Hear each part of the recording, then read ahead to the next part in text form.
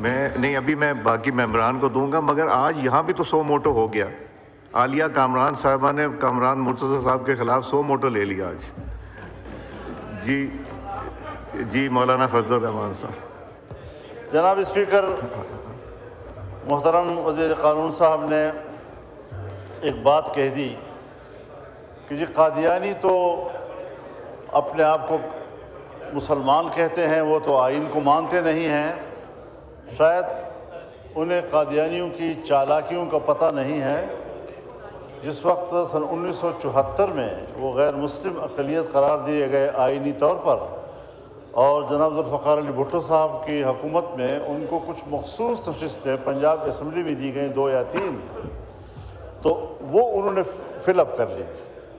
جب انہوں نے فل اپ کی تو ان کی جو جماعت ہے، جو اپنے آپ کو جماعت احمدیہ کہتے ہیں، انہوں نے کہا کہ یہ ان کا انفرادی عمل ہے، ہم اس فیصلے کو تسلیم نہیں کرتے. جی تو یہ اس سے فائدہ بھی اٹھاتے ہیں، پھر بعد میں کہتے ہیں یہ ان کا انفرادی عمل ہے. سو اگر آپ نے بھی تھوڑا راستہ ان کو دے دیا تو آپ یہ نہ کہیں کہ وہ کہیں گے ہم تو مسلمان ہیں، وہ آئین کو بھی نہیں مانتے، اور کوئی آدمی جو ہے کھڑے ہو کر یہ کہہ دے گا کہ صاحب یہ تو ہمارے حقوق کا یہ کرتا ہے وہ کرتا ہے. تو اس لیے ہمیں اس مصیبت پہ پڑنا ہی نہیں چاہیے، اور یہ دوبارہ پٹارا کھولنے والی بات ہے. پاکستان اس قسم کے مسائل سے دوچار ہونے کا متحمل نہیں ہے. جی شکریہ. راجہ صاحب، راجہ ناصر عباس صاحب. شکریہ. بسم اللہ الرحمن الرحیم. اسپیکر صاحب شکریہ آپ کا. میرے خیال میں جوائنٹ سیشن سینٹ کا اور قومی اسمبلی کا بہت اہمیت کا حامل ہوتا ہے کہ سب اکٹھے بیٹھتے ہیں، اور کہا جاتا ہے کہ جمہوریت کا حسن ہے، ڈیموکریسی کا حسن ہے، اور پارلیمنٹ طاقت کا سرچشمہ ہوتی ہے. آج ہم یہاں بیٹھے ہیں امینڈمنٹس کرنے کے لیے، کچھ لوگوں کو حقوق دینے کے لیے، کہ اس طرح کا کوئی بل بنا دیں کہ ان کے حقوق میں بہتری آ جائے، ان کی مشکلات حل ہو جائیں. اسپیکر صاحب، اس وقت پاکستان میں سب سے بڑا مسئلہ فنڈامنٹل رائٹس کی وائلیشن ہے، سول رائٹس کی وائلیشن ہے، اور لوگوں کو حقوق نہیں مل رہے. جمہوریت ہے، آپ کے زیر صدارت یہ اجلاس ہو رہا ہے، یہاں کوئی اپوزیشن لیڈر نہیں ہے. جمہوریت کے اندر، قانون سازی کے اندر، فیصلہ سازی کے اندر اپوزیشن لیڈر کا نہ ہونا کوئی اچھی چیز نہیں ہے، کوئی اچھا سائن نہیں ہے. جی کائنڈلی بل کے اوپر آ جائیے. میں آ جاتا ہوں، بل کے اوپر آ جاتا ہوں. جی کوئی اچھا سائن نہیں ہے.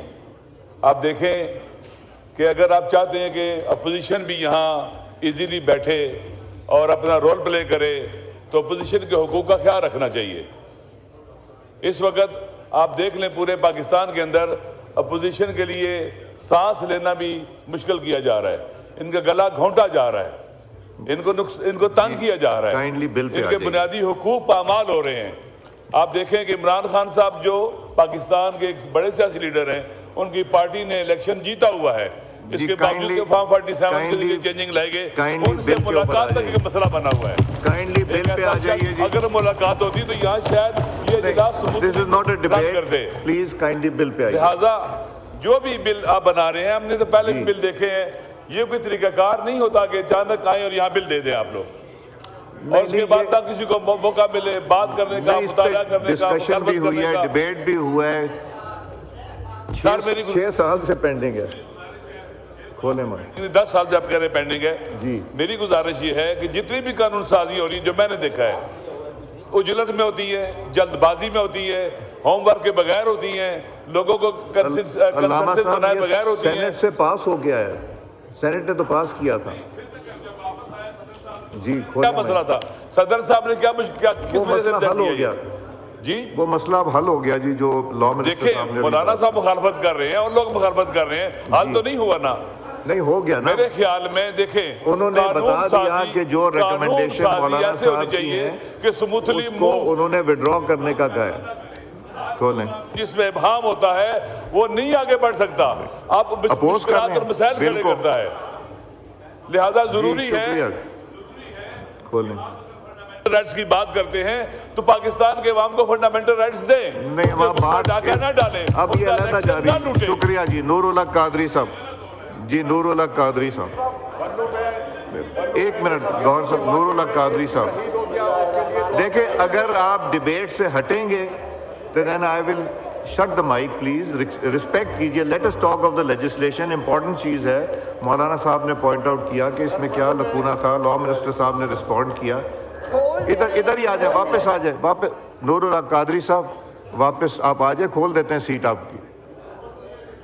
خاتون کی، میں بھی خاتون کی سیٹ پہ بیٹھا ہوں. آپ اپوز کر رہے ہیں؟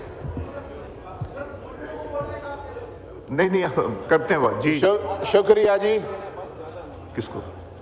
جی اسپیکر صاحب، آج جو بطور خاص مائنارٹی کمیشن کے حوالے سے قانون سازی ہو رہی ہے، محترم مولانا فضل الرحمان صاحب نے اس پہ اپنا موقف پیش کیا. پی ٹی آئی کا بھی یہی موقف ہے اس ایشو پر. اور کوئی یہ نہ سمجھے کہ پہلے مولانا صاحب بولے، پھر علامہ راجہ ناصر عباس صاحب بولے، اب میں بات کر رہا ہوں، کوئی داڑھیوں والے اور پگڑیوں والوں کو مائنارٹی سے کوئی ایشو ہے. ہمارا مائنارٹی کے ساتھ کوئی ایشو نہیں ہے. اور اسلام نے، قرآن نے، سنت نے، حضور نبی کریم صلی اللہ علیہ وسلم کے ریاست مدینہ نے اقلیتوں کے حقوق کی جو حفاظت کی ہے، کوئی اس پہ آج کے اس جدید دور میں بھی اس کا مثال پیش نہیں کر سکتا. عمر فاروق رضی اللہ تعالیٰ عنہ جب بیت المقدس فتح ہوتا ہے اور وہ یروشلم شہر سے باہر نکلتے ہیں، جی شکریہ جی. تو آپ بل پہ بات کیجئے میں پلیز. آتا ہوں اس پہ. جی نہیں آتے نہیں، آ جائیے. نہیں آپ بل پہ بات کیجئے. میں یہ تقریر نہیں ہو سکتی. یہ آپ جو بل کے اوپر اس پہ نور اللہ قادری صاحب بات کریں گے تو میں دوں گا. جی اس پہ آئیے، کھولیں مائک. کی ہے. جی کیجئے. عمر فاروق سے پوچھا گیا کہ آپ کے اقلیتوں کے بارے میں کیا رائے ہے، تو حضرت عمر فاروق رضی اللہ عنہ نے فرمایا، لہم ما لنا وعلینا ما علیہم. ان کے وہی حقوق ہے جو ہمارے ہیں اور ان کی وہی ذمہ داریاں ہیں جو ہماری ہے. اس میں بات ختم ہو جاتی ہے. قائد اعظم نے اس پہ بات کی ہے کہ پاکستان کے وجود سے 10 دن پہلے کہ آپ آزاد ہیں، آپ جس مذہب کے ساتھ آپ کا تعلق ہے، آپ سے آپ کے مذہب اور عقیدے کے بارے میں نہیں پوچھا جائے گا. لیکن قادیانیوں کے حوالے سے، باقی اقلیتوں کے حوالے سے، سکھوں کے حوالے سے، مسیحیوں کے حوالے سے، ہندوؤں کے حوالے سے اس قوم میں کوئی تشویش نہیں ہے. لیکن قادیانیت جس طرح اسلام کو، اسلامی شعار کو اور رسول اللہ صلی اللہ علیہ وسلم کے دین اور مذہب کو غلط طریقے سے پیش کریں، اس کے حوالے سے اس ملک میں بہت حساسیت ہے. اور یہ آپ کے تابوت میں آخری کیل ثابت ہوگا اس طرح کی اگر آپ ٹریک کریں گے اس قوم کے ساتھ. اس حوالے سے ہماری کنسرن ہے اس بل کو اس قوم کے وسیع تر مفاد کے لیے اسلامی نظریاتی کونسل کا وجود اس لیے ہے کہ اس طرح کے معاملات آپ ان کے سپرد کریں، ان کی طرف بھیجا جائے. وہ کنسٹیٹیوشن باڈی ہے، وہاں پہ اس پہ بحث